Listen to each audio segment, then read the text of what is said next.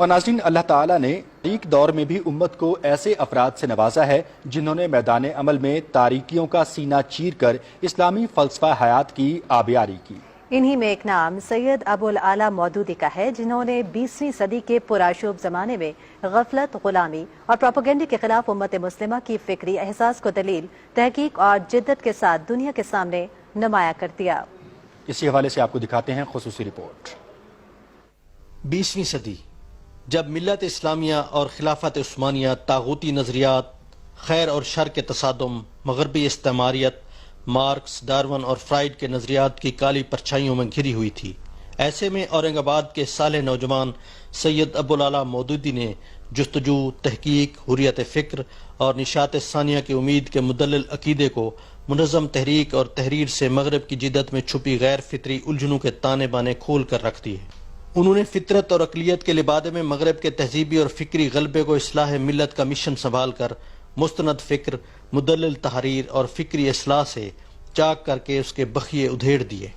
مغربی فلسفہ اور افکار کی آندھی استعمار کی بازی گری سے نظام زندگی میں رکھنے بناتی ملت اسلامیہ کی صفوں میں ادھم مچائے ہوئے تھی۔ ترقی پسند سوچ کا چکمہ ذہنی اور فکری بگاڑ کے سیاہ دارے پھیلا رہا تھا تو سید مودودی نے مذہب، سیاست، معاشرت، معیشت، سائنس اور فلسفہ حیات کے حوالے سے جچی تلی دانش، وسعت علم، استدلال، عقلی توازن اور دل پذیر انداز سے تصنیف و تالیف کی وہ عمدہ خوشبو بکھیری کہ عرب و عجم میں انہیں علم و فکر، عظمت اخلاق، شوکت رفتہ کے لیے امت مسلمہ کی قادآور شخصیت تسلیم کیا گیا۔ 1937 میں شاعر مشرق کے کہنے پر پنجاب منتقل ہوئے اور پھر اپنے خطبات، مقالوں اور کتابوں سے اسلامی فلسفہ حیات و تمدن کی فکری آبیاری کا وہ سفر شروع کیا جو آج بھی جاری ہے۔ مولانا مودودی صاحب رحمۃ اللہ علیہ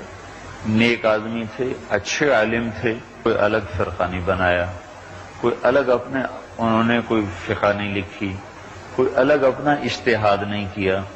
اور ان کی بڑی خدمات ہیں پڑھے لکھے طبقے کو دین سمجھانے کی، بڑی خدمات ہیں سوشلزم کے خلاف قلم اٹھانے کی، بڑی خدمات ہیں منکرین حدیث کے خلاف قدم اٹھانے کی۔ 1941 میں جماعت اسلامی کی بنیاد رکھی کہ ہمیں پاکستان کے بعد ریاست کے عقیدے، مقاصد اور اہداف کے لیے آواز بلند کی،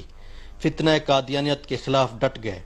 کلام اقبال کی طرح ان کی تحریروں میں جہاد، اجتہاد، ایثار، عدل، امت اور اتحاد کی پکار ملتی ہے۔ تنقیحات، دینیات، پردہ سمیت سینکڑوں کتابیں اور تحقیق و جستجو کا نادر نسخہ تفہیم القرآن، یہ سب اسلوب کی تازگی، فکری لطافت، سیکولر افکار کے تجزیہ و تردید پر مضبوط گرفت، سائنسی اسلوب نگارش کی امتیازی قدریں لیے علم، غور و فکر اور عقلی استدلال کے نئے افق پیدا کرتی ہیں۔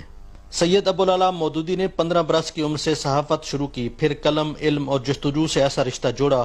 کہ تحقیقی اور علمی رانائیوں کی وہ مستند آواز بنے جو تطہیر و تعمیر افکار، تنظیم ملت، اصلاح معاشرہ اور رد باطل کی اجلی معراجیں لیے تمدنی تشکیل کا نکارہ بن گئی۔ آپ کا امریکہ میں انتقال ہوا اور اچرا لاہور میں مدفن ہے۔